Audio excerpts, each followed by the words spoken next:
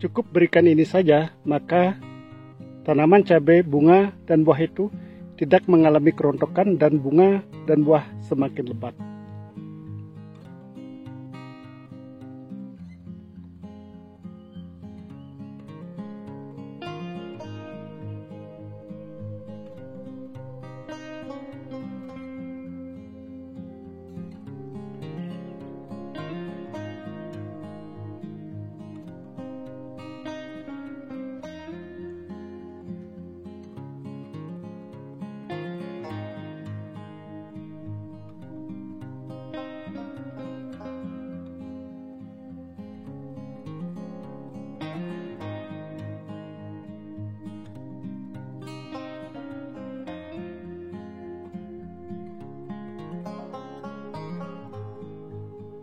Nah, seperti ini kondisi tanaman cabai yang kita tanam. Jadi tanaman cabainya lumayan bagus walaupun situasi sekarang yaitu ekstrim, panas yang luar biasa. Tetapi kondisi tanaman masih boleh dikatakan aman. Mudah-mudahan nanti ada hujan. Nah, kita kemarin di usia 60 HST melakukan pemetikan yang pertama, yaitu di buah cabang Y yang paling bawah di batang utama dan di tunas air. Jadi lumayan banyak kita dapatkan kemarin kawan-kawan, pemetikan di usia 60 HST itu kita petik hijau itu kurang lebih dapat 90 kilo untuk populasi tanaman kurang lebih 1400 kawan-kawan. Nah, jadi 1400 batang ini jadi hasilnya 90 kilo itu sudah lumayan bagus sebenarnya. Nah, setelah kita melakukan pemetikan, kita melakukan pruning. Nah, kan kelihatan sekarang di bawahnya agak bersih dia. Tidak gondrong seperti yang video-video sebelumnya. Ini sudah ada kelihatan ini bersih di lubang-lubangnya. Kita sudah melakukan ini tunas-tunasnya kita sudah bersihkan, tetapi tunas-tunas yang produktif atau tunas besar kita masih pelihara seperti ini. Karena tunas ini buahnya cukup bagus kawan-kawan. Yang kita petik kemarin adalah di tunas air, buah di tunas air. Nah, ini buahnya ini sudah lumayan besar sekarang, sangat-sangat lebat sekali. Ini bunganya juga.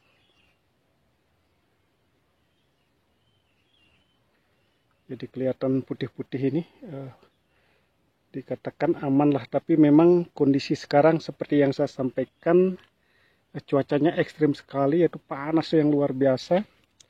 Ini bisa dilihat di tanahnya kawan-kawan, sangat-sangat kering sekali. Nah, seperti ini. Jadi sebenarnya kalau ada air banyak bisa bagusnya melakukan penyiraman 5 hari sekali atau 3 hari sekali. Tapi ini kita setiap melakukan penyiraman di lubang tanam ini kita selalu menyelipkan yang namanya asam humat. Nah, kita memakai KALH yaitu kalsium asam humat.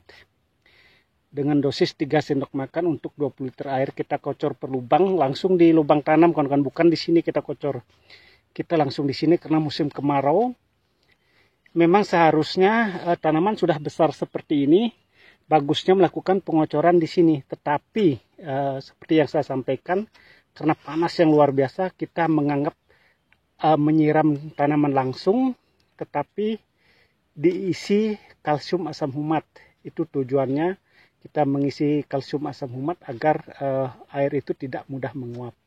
Jadi kita melakukannya 5 hari sekali. Karena banyak sekali pertanyaan di antara kawan-kawan kita dari subscriber. Apakah melakukan penyiraman itu setiap hari dengan air saja?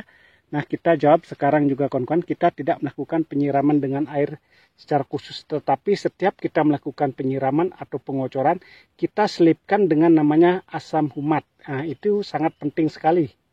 Jadi penggunaan asam humat itu kita kocor langsung di sini, sehingga tanamannya walaupun istilahnya panas yang luar biasa masih hijau seperti ini. Mudah-mudahan nanti ada hujan kawan-kawan, karena bagaimanapun tanaman itu atau air hujan itu tetap menghasilkan hasil yang lebih bagus daripada penyiraman kawan-kawan. Nah, seperti ini.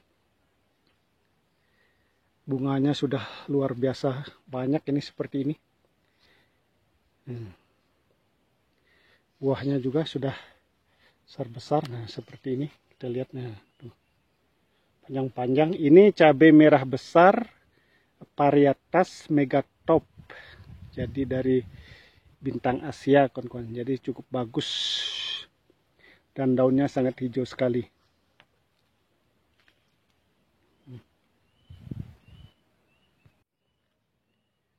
Dan banyak sekali juga pertanyaan di antara kawan-kawan kita dari para subscriber, Bang, bagaimana caranya agar tanaman cabai yang kita tanam itu daunnya hijau pekat seperti ini dan bunganya tetap lebat kawan-kawan.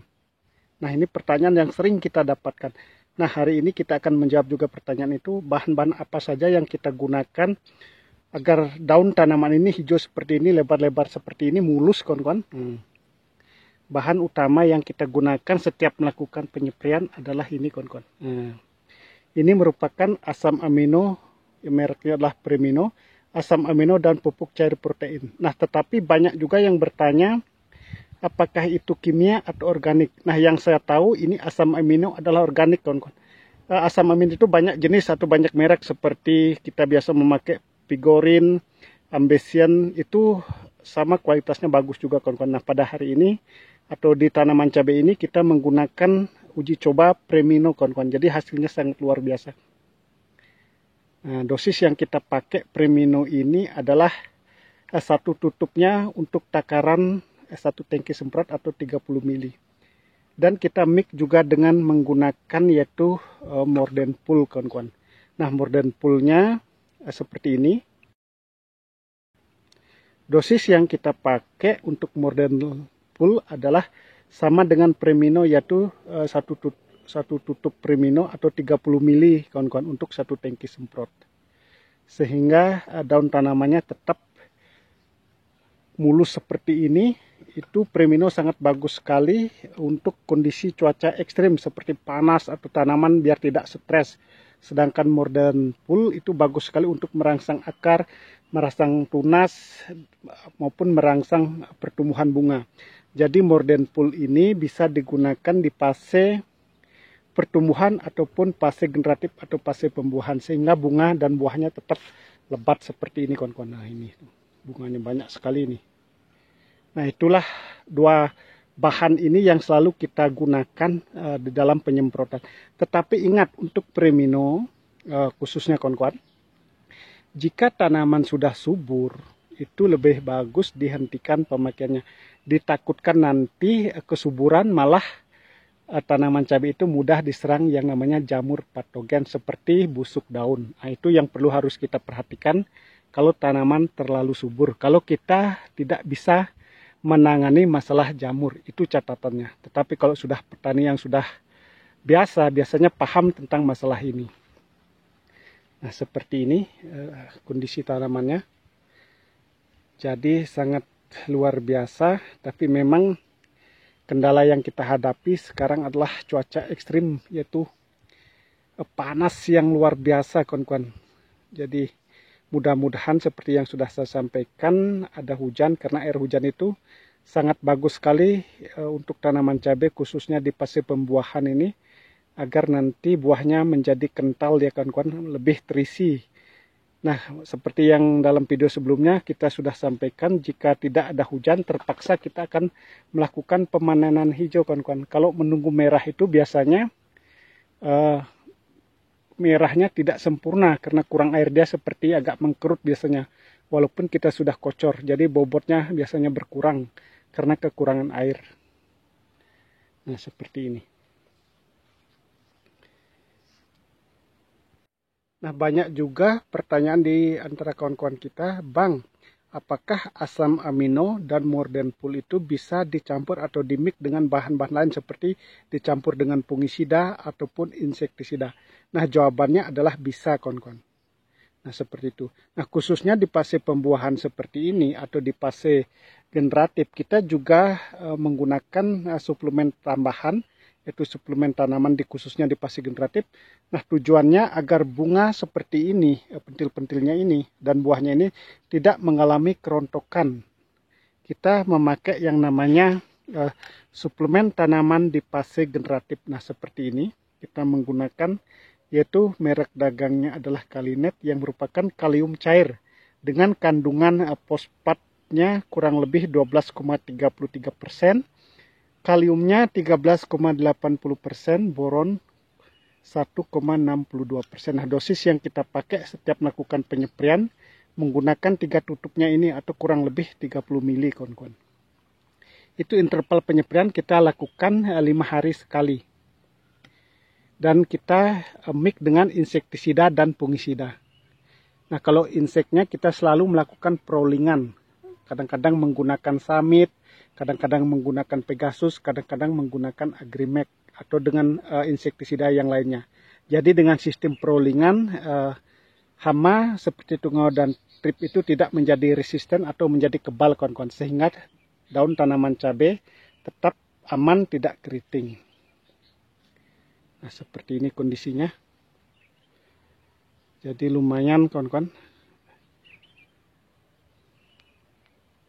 Sedangkan untuk fungisida kita memakai yang namanya bahan aktif metalaxyl seperti menggunakan bisromil. Itu dosis yang kita pakai adalah 3 sendok makan. Biasanya kita mix dengan koper WP 1,5 sendok makan. Karena musim kemarau kita tidak memakai perekat, jarang kita memakai perekat, kawan-kawan. Cukup dengan koper WP sama fungisida bahan aktif metalaxyl itu sudah bisa mengendalikan yang namanya bercak daun. Karena tanaman cabai merah besar biasanya sangat rentan yang namanya bercak daun, tetapi di sini boleh dikatakan aman. Ini karena saking panasnya, jadi jamur itu tidak terlalu